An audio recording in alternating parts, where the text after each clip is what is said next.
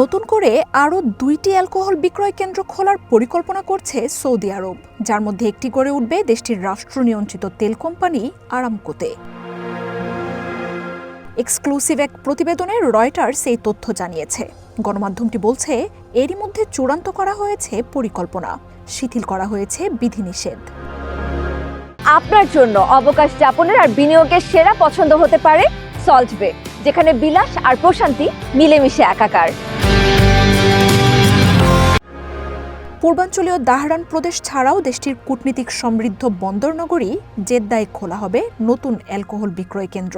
পশ্চিমাদের কাছে দেশটিকে আরও আকর্ষণীয় ও উন্মুক্ত করতেই ডিফ্যাক্টো শাসক মোহাম্মদ বিন সালমান এই পরিকল্পনা হাতে নিয়েছেন। ইসলাম ধর্মের জন্মস্থান এই দেশটি গত বছর অমুসলিমদের জন্য রাজধানী রিয়াদে একটি অ্যালকোহল বিক্রয় কেন্দ্র চালু করে, যা ৭৩ বছরের মধ্যে দেশটিতে প্রথম। রয়টার্স বলছে, দাহরান প্রদেশে আরামকোর নিয়ন্ত্রণাধীন অঞ্চলে অ্যালকোহল বিক্রয় কেন্দ্র চালু হচ্ছে। তেল কারখানাটিতে কাজ করা অমুসলিমরা অ্যালকোহল কিনতে পারবেন সেখান থেকে। এরই মধ্যে আরামকো কর্তৃপক্ষকে পরিকল্পনার কথা জানানো হয়েছে। দ্বিতীয় বিক্রয় কেন্দ্রটি বিভিন্ন দেশের দূতাবাস থাকা জেদ্দাতে গড়ে উঠবে। ২০২৬ সালে কার্যক্রম শুরু হবে এসব জায়গায়। রয়টার্সের পক্ষ থেকে যোগাযোগ করা হলেও এ ব্যাপারে সৌদি সরকার বা আরামকো কর্তৃপক্ষ কোনো মন্তব্য করেনি। রিয়াদে চালু হওয়া অ্যালকোহল বিক্রয় কেন্দ্রে ব্যাপক কেনাবেচা চলছে। এর আগে শুধু কূটনীতিকরা নিজ দেশ থেকে অ্যালকোহল সাথে নিয়ে যেতে পারতেন সৌদিতে। কালোবাজারে বেচাকেনা চলত সীমিত আকারে।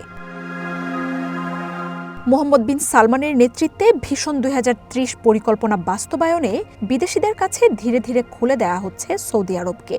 শিথিল করা হচ্ছে বিধিনিষেধ, কনসার্ট, খোলামেলা ফ্যাশন শো, সিনেমা হলের মতো জায়গায় কার্যক্রম চলছে নিয়মিত গতিতে। বিশ্বকাপ ফুটবল সামনে রেখে দেশটিতে অ্যালকোহল কেনাবেচাও স্বাভাবিক করার পরিকল্পনা করছে রিয়াদ।